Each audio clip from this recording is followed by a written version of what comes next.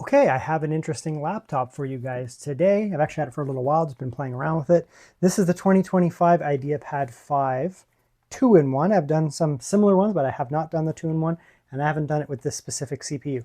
This one here is the AMD model. It comes with the AMD, in this case, comes with the AMD 350, which is a very good CPU. This is a 2-in-1 laptop for people who are looking for 2-in-1 functionality, right?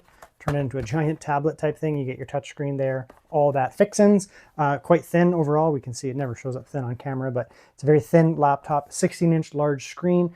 There's some different configurations here, different ways to go. The primary point of this laptop here, though, is if you're looking for something that is very budget friendly. This is a very budget friendly laptop, but it's not a cheap laptop. It doesn't cost a lot, but it doesn't feel cheap. It doesn't work poorly overall. You get actually quite a bit of quality here, quite a lot of performance here for the money you spent.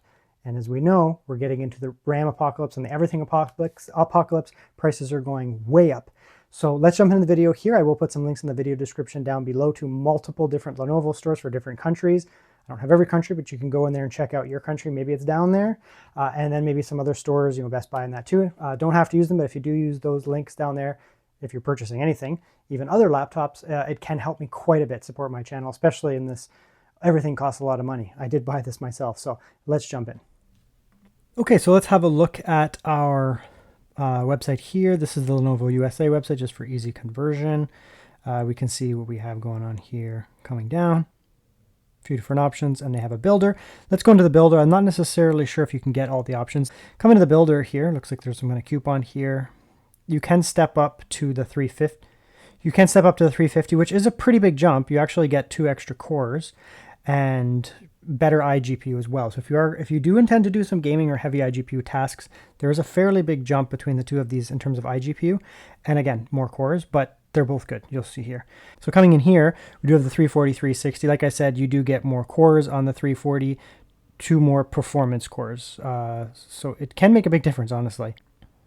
RAM, you're only getting 16 gigabytes. There is no higher option. Normally I would have complained, but I mean, we are entering the RAM apocalypse. So, I mean, there's gonna be a lot of systems that come with 16 gigabytes, and that's what you're gonna get these days. It's just unfortunate. It's just gonna be the way it is. And there are a couple screen options here. Now today I actually have the kind of not so great screen, which is fine. I got it for a really good price. But if you're looking for a budget offering, I mean, it's a 1200p, not the best at this resolution, at this size. For a resolution, it's okay. It is a touchscreen. It's fine for brightness, nothing special, but okay. It does not have good colors though, so you will see that it's just not going to look visually very stunning. But if you're looking to keep costs way down and you're looking for a capable machine, I mean, that is a good way to keep that down. It looks like it is actually offered with an 1800p OLED, multi-touch OLED, 1000 nit, 500 nit, 1000 nit HDR, 500 nit SDR. I mean, this is a good screen. The only difference here is this is a 60 hertz refresh. So, it's not the fastest refresh, but it is a beautiful screen. And based on the specs, you're going to get 100% DCI-P3, OLED blacks. It's the OLED touch if you care about that, and very high resolution. I actually haven't seen this model ever. So maybe it's like region specific or something like that, but it is an option. Today we're going to be looking at the inferior screen here though, just the way that it is. It'll keep costs down a ton, but I mean, if you can get this thing with the OLED screen, it's not a big price increase. I mean, obviously. Okay, and here's a look at the laptop. Let's close it up. We can see here it does have that blue. I did not wipe it down yet, just I've been using it for a few days just to kind of get an idea of how the fingerprints are going to be. And it does show it. It's not horrible, but it does show it. But it is this metallic lid, metallic paint, etc., etc. And because it's a blue, it doesn't show it quite as bad. And of course, you can just give it a quick wipe down. Something like that. That's just a basic wipe, and it will really cut through that. It does also come in a silver if you're really worried about fingerprints. It will help a lot, obviously, but the blue is kind of the traditional IdeaPad color. Very nice. So, yep, you get that shiny metal lid there. Very nice. Kind of a traditional IdeaPad, more the IdeaPad Slim kind of thing, but looks good. Very nice. Exhaust out the back. I'm going to bring in a Pro as well so we can see the difference. Looks good. We do have a, I think it's a plastic. Of course, it is a 2-in-1 design, meaning it does flip around into that. So you can go like that. You can use it in tablet mode. Of course, it is a touchscreen too, so it makes more sense that it can do that. You can use it like this. You can set it up in vertical. tent like that. You can have external and just a large screen. You can bring it much closer as a result if you have a little thing like that or whatever, just touching, watching a show. Very good. Looks nice. And the hinges feel nice, nice and robust. I'm not feeling any wobble. You'd hope so with a 2-in-1. It's not going to be a wobbly thing. So that's good. Very nice. Keyboard here, you do have your traditional IdeaPad keyboard, which are very nice. These are some of the nicer keyboards you're going to get. Let's see if we can get to the typing experience. Rubberized texture there. This is a plastic upper here, but it feels nice and premium, to be honest. Trackpad's not massive, but you know, it's fine, whatever. You get your speaker, or your kind of like aesthetic grill, I'd say, over there. It's actual speaker grill firing up from there, nothing on the bottom. Some of this is, I don't remember where they are, but the speakers are in here somewhere. Very nice. Pretty clean package. I mean, traditional looking IdeaPad, to be honest, for like kind of the IdeaPad Slim kind of thing. This is an IdeaPad 5 Pro, very different kind of design and principle. This one here is also AMD, but this one here also does come with an RTX 5050, RTX 5050 GPU, so very powerful. This one here does have a 1800p OLED screen, fast refresh, 1200 to 120 hertz refresh, but we do get similar type of design language, the same keyboard. It's just the textures are slightly different, a little bit smoother here, a little bit more rubbery here, but this is basically the same idea between the two of them. Larger trackpad, again, this is the Pro, so larger trackpad. This is the kind of slim 2-in-1 kind of level. Then you step up to an IdeaPad 5 Pro, which is the most premium IdeaPad, to be honest. Then jumping from this, you'd actually go into a Yoga 9i Pro. You'd have to go all the way up to that. And that's similar to this, just more premium again. So they're kind of like iterative, but they're all kind of similar, right, in that sense. The actual design is very similar between the two of them. You get some more beefier camera bump out there, but the actual like laptop, it's not really any thicker or anything like that. It's same type of design there. So an IdeaPad is an IdeaPad. This has a 2-in-1 hinge. This one does not. But otherwise, I mean, they are pretty similar. You can see this is the AMD model, so a little bit different here. We don't have Thunderbolt ports. We just have your charging port and your standard kind of USB-C, whatever, headphone and HDMI. This is also an AMD, but it does have a, you can also get this in Intel as well. Intel one will have a dual Thunderbolt 4, interestingly. And you can charge it over USB-C, but you also have dedicated, like a, I don't know what they call it, slim tip charger, which allows for more power because it is an RTX-based machine, obviously. This side over here, we do have USB-A, another USB-A, and a micro SD card. Love the micro SD card. That's fantastic. Don't have that luxury on this one, unfortunately, on this side. I do have something plugged in. We have a full-size SD card, which is fine. I mean, yeah, I can plug an SD card in there and put a little adapter. I guess this is more versatile, technically, because if you have people who do photography and that, I think, they would lean more towards a full-size SD than micro SD card. But very good. Both of them very, very nice. Just different. So the chassis on this is, I like it quite a bit. It's also not super light. I think there's a lot going on inside of this thing, which is quite interesting. You know, you think sometimes these things will be really cheap and kind of light, nothing going on inside. You might want it to be a little lighter, but I'm assuming that's going to lead to better cooling, right? 2,000 grams, so that's around 4.5 pounds, about 4.4 pounds. It's not super heavy, but this one's actually lighter, the Pro. That's interesting. Okay, so here's a look inside. Easy to take off. You just pop the bottom screws out. Three in the back there that are a little bit larger. Use your little guitar pick thing. Pop it off. Very easy. It's a plastic material, but it is a thick kind of premium plastic material. Hard to describe this kind of, I mean, they have this like copper looking plastic. It usually means it's quite robust. Inside is nothing special. Again, it's just an IdeaPad, slim 2-in-1 kind of deal, so it's not going to be, you know, dedicated graphics and the most robust interior, but generally speaking, I've always found them to do a reasonably good job. There is extra room in here for battery. They only have a 57 watt-hour battery. They could easily put in a much larger battery, but again, that would drive up the cost. It's hard to say whether it would be worth them, you know, investing in a separate SKU that then has a bigger battery, because then they have to machine things differently and it increases the cost. So I can see that this is just purely done from a cost saving standpoint, and it's fine. 57 watt-hours will be okay on this chip here. Now, my main beef with it is that it just has this small motherboard over here with lots of empty space in here. Again, not the biggest deal. You know, you use daughter boards over here with ribbon cables. That's not the biggest deal. However, this battery comes up and cuts into here, which then forces them to use a 2242. Now, that is actually dumb. This battery could easily have been shaped this way, come over here, And then you could have a 2280 because the 2280 could come over, and you could have, I've seen many times, even Lenovo does it, where there's a screw, you know, in something like this little metal plate here, screw mount, and then you have a 2280 in there. So there is actually no excuse for them to put in an L-shaped battery. I mean, they're just doing it with the parts that they have, so I understand that, to keep costs down. Everything with these is to be a good laptop with low cost, but that's a very easy oversight. You know, get rid of that, make the battery bigger over here, which they have those shape of batteries. They have those batteries already. Then you can have this. This doesn't even have to have anything. You don't even have to change this this motherboard. It can be exactly the same shape, and this can just come off, and you can have this screw mounted down to here. 2242 is still fine, and you can still get a 2 terabyte in there, so it's not the end of the world, but I would like to see more. I mean, some people want to have a 4 terabyte or an 8 terabyte, and they want to have more options, so that's unfortunate. Now, this soldered RAM, not really a lot of room in here. For the 2-in-1s, again, they'd have to totally change things around to get SODIMM in here. And with the RAM apocalypse going on, I don't think a lot of people are buying a laptop of this price with 16 gigabytes. I mean, like, I would have liked to have added 32, and a 32 gigabyte kit is like $400. Maybe in a few years, people will watching this video and be like, that doesn't make sense. But right now, in this market, nobody's buying a laptop that's this cheap, like a $600 laptop, and then popping in a $300 RAM kit for 32 gigabytes. It's just not happening. Unfortunately, we do have upgradable Wi-Fi. That's good to see. No problems there whatsoever. Cooling is pretty good, honestly, for just a iGPU, CPU, APU type thing. Not a super high wattage, just a 6-core CPU. It's not an HX chip or anything like that. So we have 2 heat pipes here. They're not the thickest, but they're also not super thin. So a dual heat pipe setup and a massive fan. This is a huge fan. Like, the actual physical fan diameter is quite large. We have extra chamberage here to blow even more air. So this thing should actually run very cool and very quiet on top of that. So it's a strange laptop inside. There's a couple like weird things that I'm like, I don't know about that. Mainly this.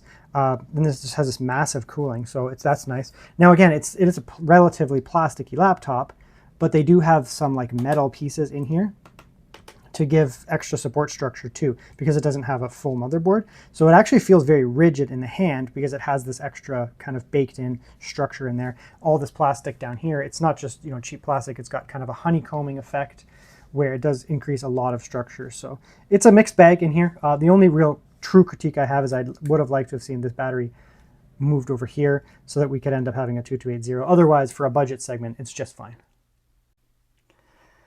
Okay, so let's look at the keyboard here. We'll zoom out slightly. We can see that we do have that nice IdeaPad keyboard. I like these a lot. I have no real negatives to ever say about IdeaPad keyboards. I really like them. This one, you do get quite a rubbery texture to it. You do get backlighting.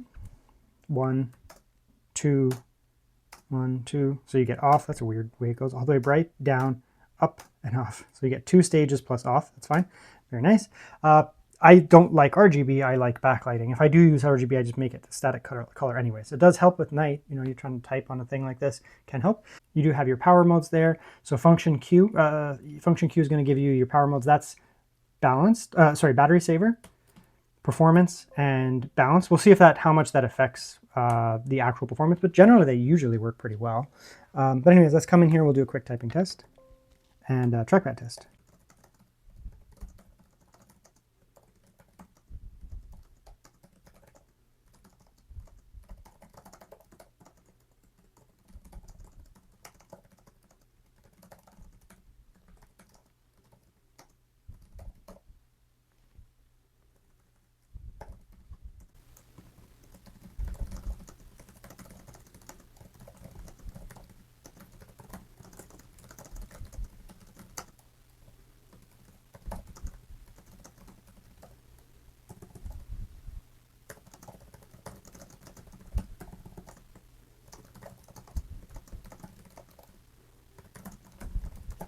I use this keyboard all the time. Like, I have IdeaPad 5 Pros, ThinkBooks, Yogas, and I use them all the time, and their keyboards are more or less the same. So it's fantastic. It's generally speaking my preferred keyboard. I like it a lot. It does have a physically not super tall keycap, but it has a ton of travel. Trackpad is not huge by any means. It's also not glass or acrylic cover or anything like that, but it's relatively smooth, even coming from here.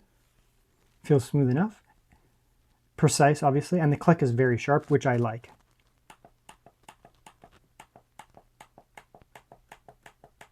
I don't like a muddy click, and it's consistent across.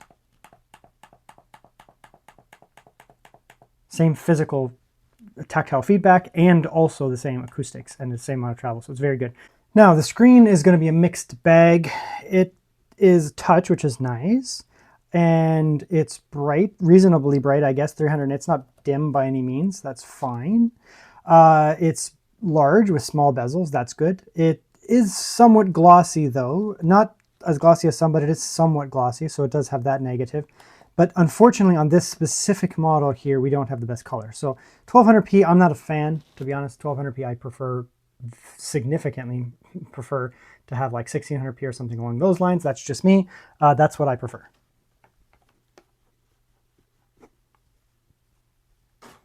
Some people won't care, it's gonna help with battery life, but I prefer that. Of course, it's 60 hertz as well, but the colors are rather muted. So you can see over here, I mean, a lot of the reds are gonna be quite crushed with a 45% NTSC. Greens will be crushed a little bit too. Come in here. Now you can see that this appears to be orange, and that is actually how it is. It's not a red color by any means. That would give you significantly better vibrancy, significantly better reds. Here, we're crushing down the color space. That's usually how it is. We get crushed color space specifically in the reds when we're working with a 45% NTSC screen, unfortunately. So yeah, it's not like a terrible screen by any means. It's not like super dim or anything like that. It's not that it has, you know, any like glaring issues in terms of clarity or screen door effect or anything like that. It doesn't have screen door effect despite being touch, but the reds are very crushed here. Now, when we come out of those static red type scenes where you're just looking at basically red the whole time, you're going to get a little bit of a better showing here. For example, here we have more colors. Green will be slightly crushed a little bit by the NTSC, 45% NTSC color space, but not as bad. The other colors don't struggle as much. Blue, maybe a touch, but generally speaking, it's okay. It only is very slightly crushed. You know, yellows and that kind of stuff, they generally look just fine. It's primarily a little bit in the greens. You get a little bit of a yellowish tinge, and then the reds, they get crushed quite a bit. So that's unfortunately a negative. But otherwise, besides that color factor, it's just fine, to be honest. It's bright enough. It's crisp enough at this resolution. Again, I prefer 1800p or 1600p, but that's just me. Everyone has their preference. Some people don't care. It's gonna be just fine. But the color, if you're looking for the color vibrancy, color accuracy, and opposite blacks and that, just you could get the same laptop, just get the OLED variant. Like this looks fine. It's just not my kind of thing.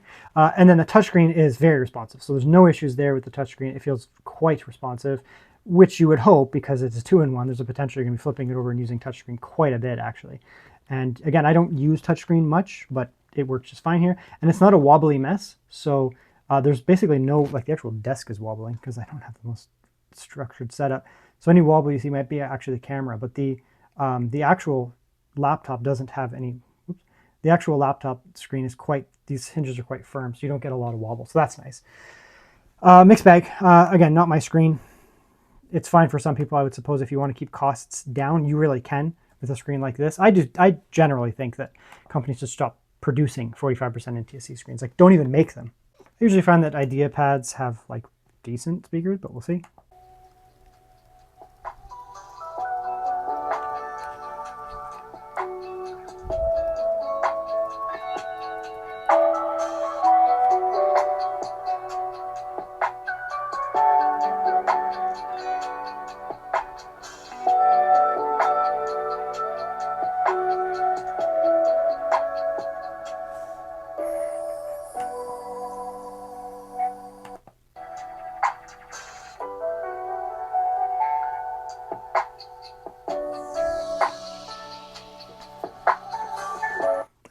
They're all right, I guess. They're fine. Fine is a strong word. They're passable. They're serviceable. They don't sound super hollow or tinny or anything like that, but they don't really have any bass. They get loud enough, I suppose. I wouldn't listen to a laptop louder than 80 dB anyways. It hurt my ears. Like even that's fairly loud, but some people might, and it's not going to do the job. They're whatever. They're speakers. They get the job done. They're better than previous, like a few years ago. IdeaPads were like garbage, and they sounded tinny, like you were yelling into like you were listening to music in a hallway, but made of aluminum can or something like that. We don't have that issue anymore, but they're certainly not great. So the weakest part of this specific laptop is by far the screen on this model, and the speakers are not great. So it's not a big, like, huge content consumption type laptop, more of like a school type thing, but it'll get the job done. It's not bad by any means. It's just not great. Okay, so this CPU is quite good. I have the IdeaPad 5 Pro with the 340 over there, which is a 6-core CPU. This is an 8-core here, so you get 2 extra threads. I have a fair bit of experience with the 350. I've even used it in some like pretty decent gaming laptops, like a Legion 5. So it's gonna have a lot of oomph here. It's also pretty efficient. So that's pretty good. The good iGPU is good as well. We'll test that later. And it does have fast memory, so we'll see what we can get out of it here. It does have a big fan on it with double heat pipe cooling, so I'm pretty happy with that. We'll see what we can get. I just kind of ran it a little bit to make sure it was fine, but I didn't do a full run even. Okay, so let's see what we can get here. Again, we have the different performance modes. We have balanced, silent, and performance. These should work in theory. It should decrease the wattages or increase the wattages as needed. Idle here, just hanging out in performance mode. Not really producing any sound. I can hear that there's fans on, but it's essentially inaudible. It's just right at the bottom of my hearing perception. Okay, so it's going to dump in an immediate 60 watts we can see there, which is standard. It'll dump that in, and then it's going to probably stick at about 45, which again is standard for this chip in every laptop I've tested at least. That's good. So you get a quick burst, and then it kind of just hangs out. I did a single run a moment ago, just kind of hanging out, just one, and it's set at 16,000, which is very good. That's going to give you about the same as the previous generation 8845HS, but I have found that the 350 is slightly more efficient of a CPU, things like battery life and that. So, I mean, it's a good chip, right? It's a good chip. You're going to be able to use this for very serious workflow, video editing, code compile, all that kind of stuff is going to do very well here. Yeah, and that looks like it's a static score there. This thing is going to absolutely tear through things like video editing. The actual CPU process is there. If you're doing things like code compile, again, 350 is fast, very fast. It's going to tear through that, no problems whatsoever. It's doing a good job. Now let's check the noise now that we gave it a moment.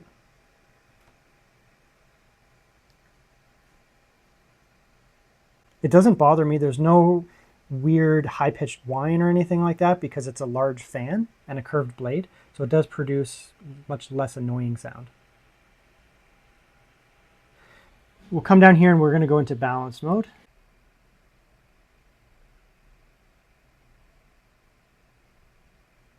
And of course we can see in the end what the performance mode differences are once we don't have all this stuff up. We're not screwing around.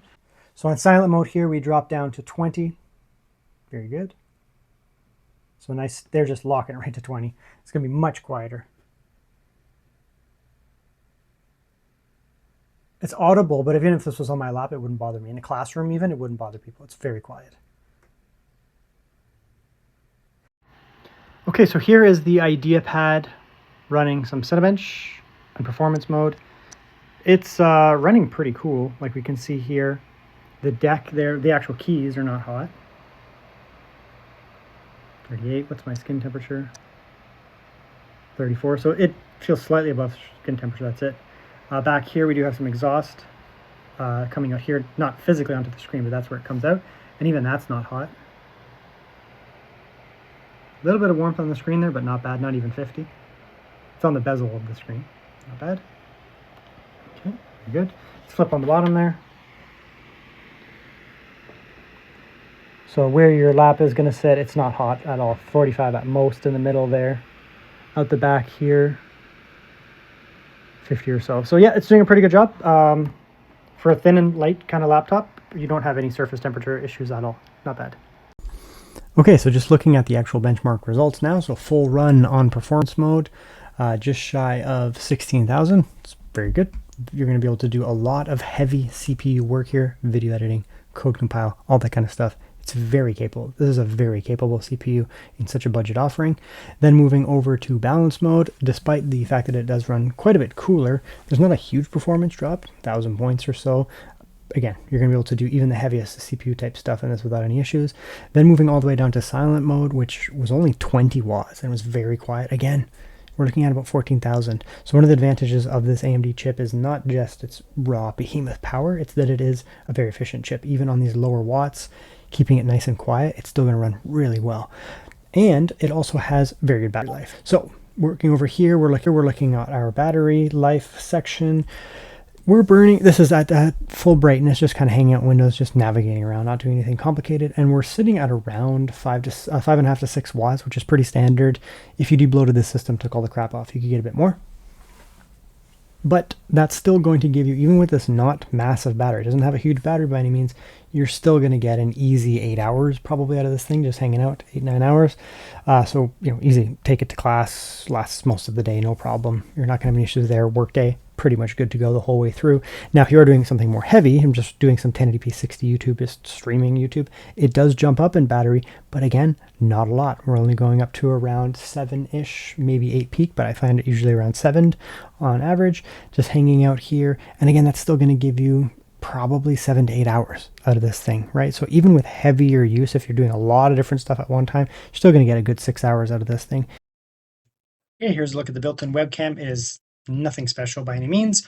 It'll get the job done. I actually have a pretty bad setup here. I don't have a lot of light in this room. A little bit coming from the front, but nothing crazy.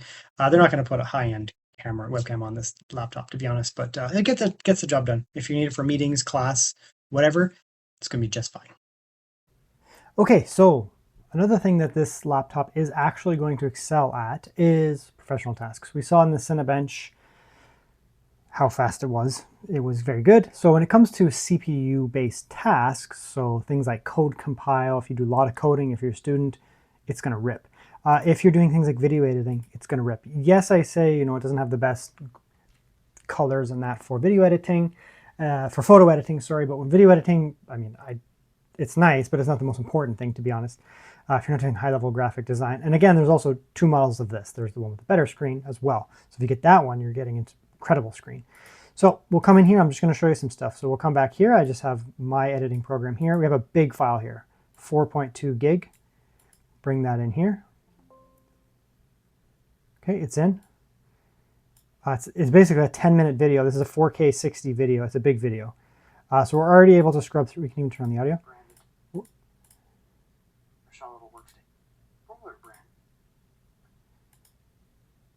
Right, so you're able to throw in a gigantic file like this, and you're able to essentially just start working on it right away.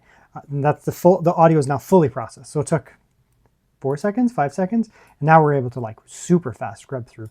So this is a fast CPU, right? This is a very fast CPU. You find this thing not only in high-level quality workstation type stuff, you're going to find it in actual legitimate workstation type laptops. You're even going to find it in gaming PCs as well. Now, this one here has the AMD 350. You can also get the 340, which is still a good CPU, but you go from, this is an 8-core CPU, go down to a 6-core CPU. Still very good. My personal laptop that I'm using just at the moment, which is this here, this is the IdeaPad 5 Pro, as I showed. This one has 1 tier down, actually. So this one has a 6-core, this one has an 8-core.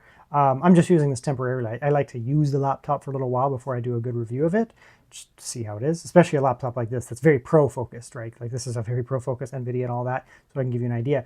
But let me tell you, you'll notice the difference in the core here. Those extra 2 cores will come in handy with this type of stuff. You can still do a ton of video editing on a 6-core, but it does make a difference when you get in something like an 8-core here, so it'll be nice and quick.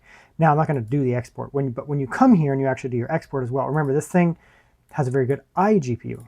When you do exporting here, you're going to, generally speaking, use the iGPU. So you can come in here, you can do AMD coding engine. You can encode with a software-based CPU, but it's super slow. This one here, you're going to be able to access the iGPU here, and it's going to be quick, honestly. It's going to be nice and quick. It's not going to be quite as fast as an Intel iGPU, but it's still very good. The other thing it is going to be good for is gaming, but there's a caveat with that.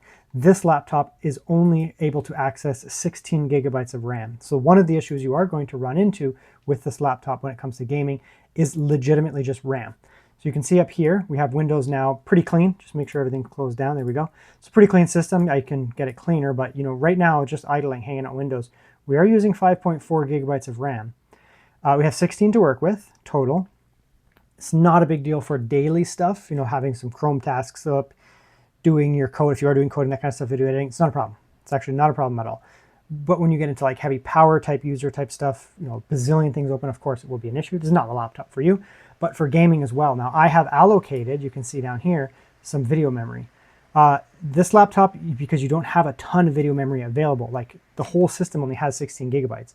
So be very careful with allocating video memory because you have to give some to the video card. So that's going to take some of it. You can see it's basically 14, right? Whereas it's supposed to have 16. So if we come up here, it goes from 16, and the video card has now taken 2 of that right down here, so 2 gigabytes, which means our system only has 13.7. It's not a ton. And then when we load up a game, we're going to have Windows using about 5.4. We're going to have the game using some of it.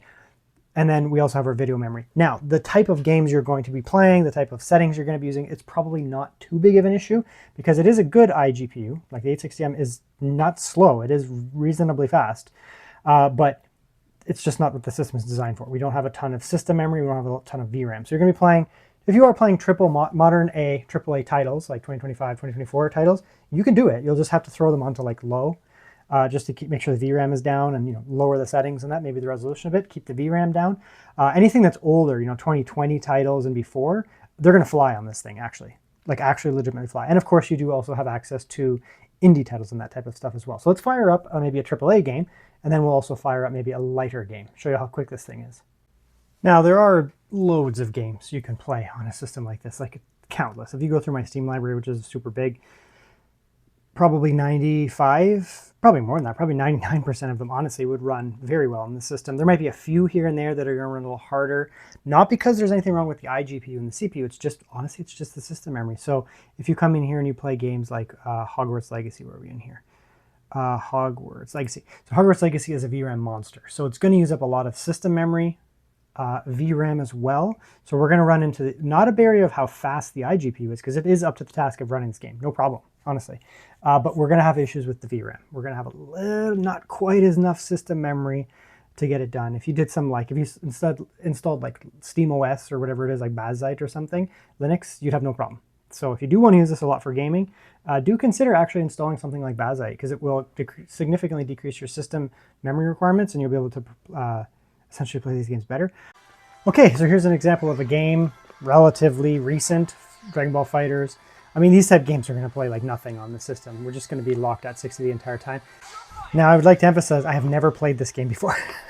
I have never played this before. Who we got here? Let's do the father-son combo. Oh, I get another one.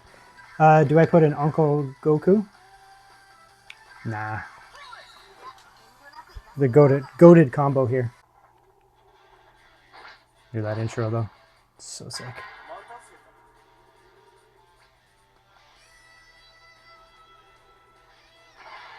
Oh, we got the Saiyan combo, or trio here. Kick, slash.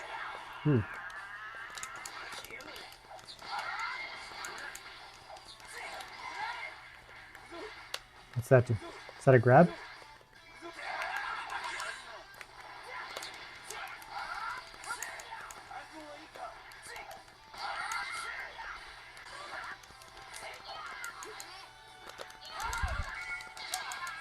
Yeah, so I don't know what I'm doing, but I'm winning. Probably this is on like super hyper easy mode. But Krillin's about to get his payback for Planet Namek. But anyway, so yeah, there's going to be basically countless games that are going to run just fine, right?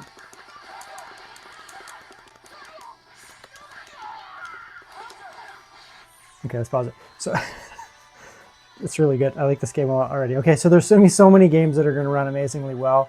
Anything like this is just going to tear, just fly on this thing. Like I said, if you come back here and we go into our Steam library, I don't need to test everything, but we can go to our Steam library here. And most of these games, like even if I come up here and I look at my benchmark games, Claire Obscura might be a little tough because of the VRAM, but it'll run fine. Final Fantasy Tactics, nothing. Kingdom Come might run a little hard because of the memory again. This should run. Snake Eater, nope, not going to run. Metaphor should run. Persona's going to run just fine. These are all going to run. Street Fighter, no problem. Yakuza Like a Dragon will run amazingly well. Arc Raiders won't run. Armored Core will run. Baldur's Gate will be iffy with the VRAM, but I think it'll be okay. Not a chance on Borderlands. Black Myth, not a chance. Claire Obscura, not sure. Cyberpunk, nope. Actually, if you decrease the settings, you might be able to get it to work. Doom, you might be able to get it to work. Dying Light, no. Like, I'm just going through here, and these are my benchmark games.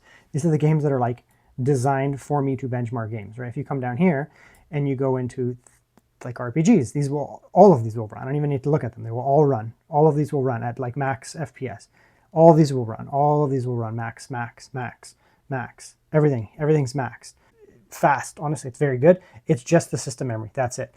So you'll be just fine as long as there's a few modern games where we run into VRAM issues. If you're really concerned about it, you can actually dual boot something like Bazite or just run Bazite, a Linux distribution, and then a lot of that memory issues will be out of the way. And the 860M here is very good. It's a very fast iGPU, so you'll get lots of gaming done. So I'm going to kick out here, do my little conclusion, but before that, I'm actually going to just go back here and finish this match.